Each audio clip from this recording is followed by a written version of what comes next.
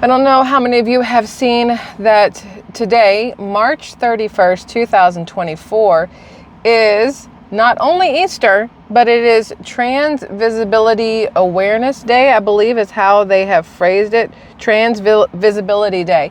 Now, the Biden administration came out with a comment on it, if you will, on the White House website. And it was all about how today is a day for recognizing trans visibility. And they forgot to mention that today is the day to recognize the resurrection of Jesus. It's like, I'm going to assume it's because not the entire country is religious. Not everybody follows religion. And this Trans Visibility Day has been around since 2009. It's not brand new. It did not just start today. And the reason I know this is because somebody commented on a video of mine yesterday and they said, I can't believe they moved Easter to Trans Visibility Day. And unfortunately, they do fall on the same day, and unfortunately our government is giving the recognition of what March 31st, 2024 is. They're giving it to the wrong area, if you ask me, especially when you visit, whitehouse.gov, I believe it is, and instead of anything about the religious holiday, it's all about the transgender visibility, whatever you want to call it, day, which is, again, it's been around since 2009. It's not the first year. It just happens to fall on the holiday today, which is extremely unfortunate timing. Now, I would like to point out that I've had people say that, Easter is never in March. And I thought the exact same thing. When I saw that Easter was today, March 31st, I was like, that's really weird because I have always known that Easter was in April. And that is not the case. Easter has actually been in March before, and I did not even realize that the last time Easter was in March was in 2017. It fell on March 27th, I believe it was, in 2017. Let's see here. March 27th, 2016. I'm sorry, I was off a little bit. It says the next Easter Easter will next occur on March 23rd, 2160. If you're looking for the next March day, will be in 2160. They said there will be one March 24th in the last one was one was in March 24th, 1940, and will not occur on that day again until 2391, a 451-year gap. It's weird how often it does fall in March, but we don't seem to realize it because to us it feels farther apart, right? But anyway, happy Easter for those of you who are out there. I say happy Easter because that is how it is recognized mostly, right? Although Easter is more of a commercialized Hallmark holiday with bunnies and eggs and everything else. I think it was designed to help little kids get into the spirit. And I think it also helps non-religious people enjoy the holiday, if you will, in a non-religious way. But we all know that the reason it's Happy Easter is because Hallmark, not Hallmark themselves, but corporations have found a way to make money off of it. That's plain and simple what it is. Now, we've been talking about, scoot out of here, we've been talking about the Francis Scott Key Bridge that collapsed in Baltimore and has wreaked havoc on that port, and how many things are going completely just sideways over there, and the impact it's going to have on everything. But at the same time that happened, we've had two other incidences since then that are extremely important to talk about. So the first one will be what happened today. Part of Highway 1 in California near Big Sur crumbles as new landslide closes more of the historic roadway. I think it's like 1.5 miles. A 1.4 mile stretch of California's famed Highway 1 between Big Sur and Carmel by the Sea closed Saturday after a portion of the southbound lane crumbled into the sea. Highway 1 is closed indefinitely from Palo Colorado Road to Rocky Creek Bridge. This is according to the California Department of Transportation. Now, I was on Highway 1, not last summer, but the summer before, when my family, we did a country road trip in a Class B van from Florida all the way up to Washington, down through Oregon and California, and then back over. And Highway 1 is absolutely beautiful. If you've ever had the chance to traverse Highway 1, you will go through the best trees you've ever seen in your life. The sequoias, which I think are in Washington. I think that's where the park is Washington. I could be wrong. It could be California. I cannot remember. But going along the Oregon coast was the most beautiful thing I've ever seen in my entire life. And now part of that highway is closed down indefinitely. They're going to have to make detours and things like that. And before that even happened, y'all, there was another barge that hit another bridge, this time in Oklahoma. So this one here, it's not nearly as big of a deal, if you will. There was no bridge collapse associated with it, but a highway in Oklahoma was temporarily shut down on Saturday after a barge struck a bridge over the Arkansas River. Again, just days after the tragic collision in Baltimore, Maryland, where we know for a fact that people have lost their lives. They are still searching for the other bodies of the people who were on that bridge when it collapsed after the Dolly cargo ship struck the pylon, the right side, well, I say right side because that's the way I was looking at it, right side pylon of the Francis Scott Key Bridge, and collapsed that bridge in literal, like a blink of an eye, less than seconds. This truss bridge just dropped into the river below it like it was absolutely nothing. Now, state troopers closed U.S. Highway 59 yesterday around 1:30 after receiving word of the incident and diverted traffic from the area. The bridge, which does cross the Arkansas River where it enters the Robert S. Kerr Reservoir, was later inspected and the highway reopened to traffic around 4 p.m. So although this bridge was, touched by this barge, it was not detrimental at all. Traffic was able to resume, no issues there. So people in that area who are worried about it, or people who have reached out to me to ask about it, there is no issue there. It is just, we'll go with ironic that another barge has struck another bridge within, a few days time frame of this Francis Scott Key Bridge collapse in Baltimore. Now, we are going to see more and more of these things happening right now because, here's why. Let me explain. This is not to scare anybody, but this is just to give you like a heads up. We saw less of these things happening over the past couple of years because things had slowed down, right? Manufacturing had slowed down a little bit. The shipping had slowed down because of economy issues, because of closures in the world, not just our country, but closures in the world, all these different things. Well, now everything is back and up and running pretty much pre-2020 style, if you will. And you're going to see more and more cargo ships. You're going to see more and more trains. You're going to see more and more all these different things going on, which when there's more moving, there is a better chance of there being something going wrong, if you will. So I do feel we're going to see more issues with these barges touching these bridges, or with more derailments, or with things like that, because you have more traffic going on. So I just wanted to bring that up so everybody is aware when it happens and I bring it to you. It's still going to be shocking. It's still going to be awful. It's still going to be detrimental to a lot of people in a lot of places, but it is something that unfortunately, I guess you could say unfortunately, I'm not going to be surprised about when it happens. And I feel like that is the problem in and of itself. And I don't know if that's because I'm optimistically cynical or cynically optimistic. I'm not quite sure which way to put this one, but I know from past experience that we're going to see more issues of things like this happening. Now, what is going on in Baltimore is absolutely awful. What's even worse about what's going on in Baltimore is that the companies that have these cargo ships that are supposed to be going to the port in Baltimore and things like that, they are now allowed to use a thing called force majeure, which is basically saying that if there is an act of God, if you will, and no, a cargo ship slamming into a bridge is not an act of God, but it is something that's considered beyond the control of the person or people involved in the contracts, right?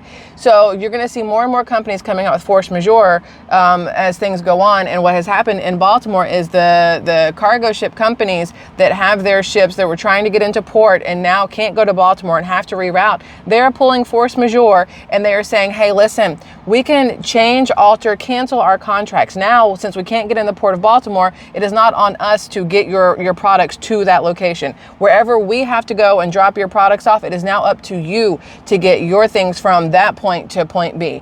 The point A has changed. It is no longer the port of Baltimore in Baltimore because of this bridge collapse, right?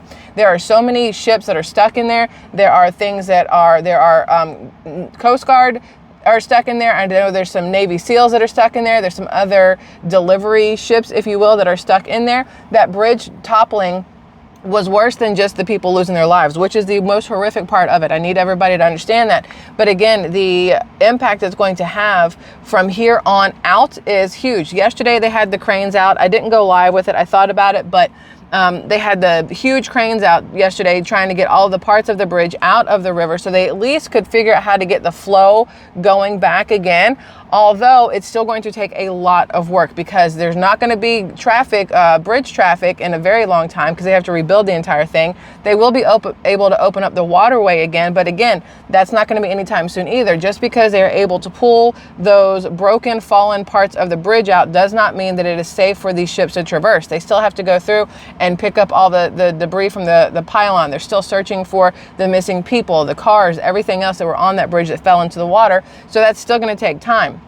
And once this port is opened back up, because that bridge is closed, a lot of these ships, a lot of these cargo ships and whatnot are not going to want to deliver to the port of Baltimore, because there's no place for them at that point to cross over, because they cannot go through those two tunnels, right? Especially without permits, especially if they have hazardous materials, any of that kind of stuff. So now these container ships, these other delivery styles that are using the waterways, they are going to have to search for other ports, which then means those other ports are going to be overworked, overused. So you're going to have, hopefully in theory, more ability to hire people to work those ports, but you're going to see even more traffic from the boats, from the tugboats, from the people, from the delivery trucks, from everything else in those ports that are the closest to that port of Baltimore.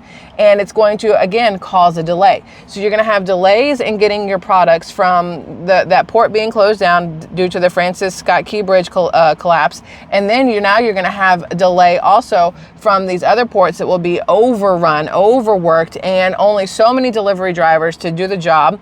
And then you're going to see the prices of everything skyrocket because of this, because these people know that, one, when you change, let me put it to you this way, worked in construction, had our own company and over the pandemic, right?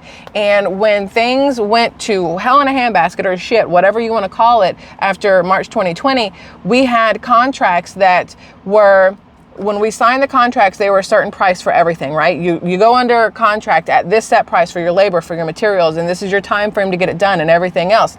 And at that time, a lot of companies were not using force majeure in their contracts, because it hadn't been a thing where it was a huge deal. Force majeure wasn't a thing that people were needing to pull out and use at that point, right? So there were people out there with contracts who did not have force majeure built into it. So when COVID hit, and you had these supply delays and all this other stuff, it went from, well, we're supposed to start on this date to we have no idea when we're going to start, which causes an issue with your contract because you can't get paid until you start.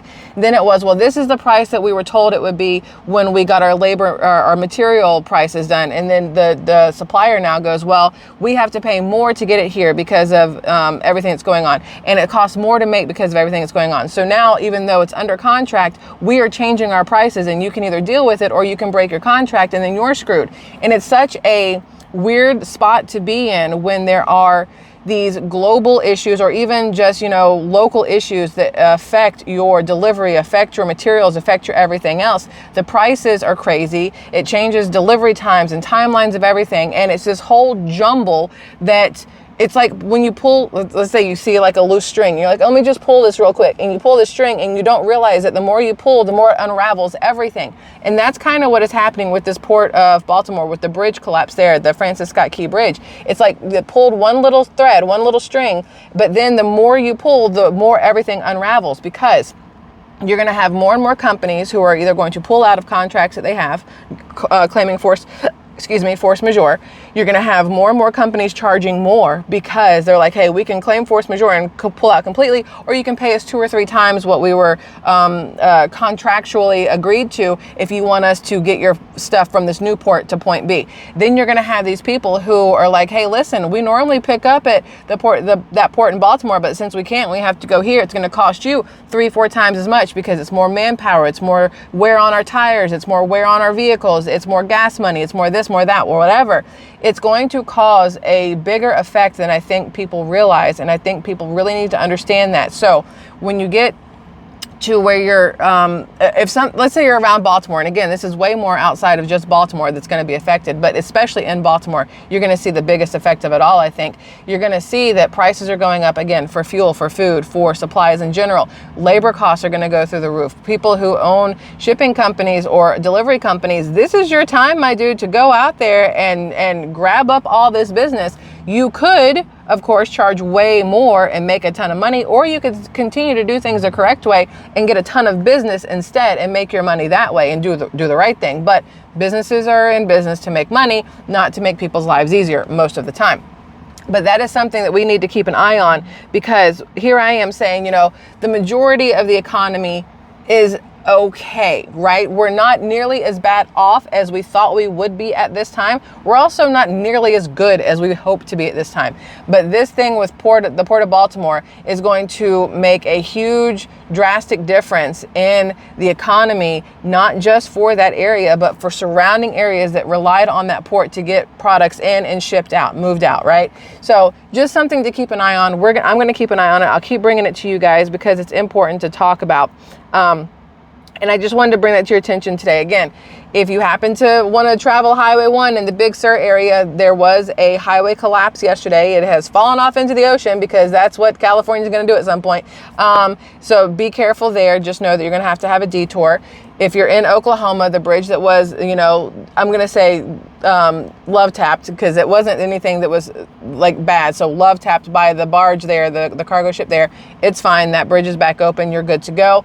Port of Baltimore, we're still keeping up with that because it is a huge deal at this point of what is going on there. So I hope you guys are all enjoying your Easter Sunday or Resurrection Day, whichever way you guys want to phrase that. I hope you're having a good one with your family. We actually chose not to drive home to Georgia. We stayed here in Florida because the traffic, to drive 7 hours, to sit in hellacious traffic through Atlanta for one meal to turn around and come back. Unfortunately, as awful as it sounds, it wasn't financially sound. Our child would have missed a day of school if we came back on Monday, so that wasn't an option either. Sitting through the traffic and the road rage wasn't an option either. Plus, this gives my husband's mother and my mother time off from cooking and whatever. It gives them time to just relax. So we stayed here in Florida, just hanging out, the three of us today, going nowhere, no makeup, wearing one of my favorite shirts though, just so we're all fully aware. I got this from Till Valhalla, just if anybody wants to check it out. It's great. I got it in black and green. I love it. And they have a new shirt out now too. Not sponsored, just they got a lot of really cool stuff on their website. But we're just chilling today, doing nothing. Gonna watch a whole bunch of movies and that'll be it. May see you guys again later, may not, I don't know. But I hope you guys are having a fabulous day with your family, or if you're solo, I hope you're having a fabulous day solo, whatever you're doing. I hope it's great. I hope you know you are loved no matter what. If nobody has told you today, I love you. So now you know. And I hope you have a fabulous rest of your day. And again, may see you later, may not. Love y'all. Bye.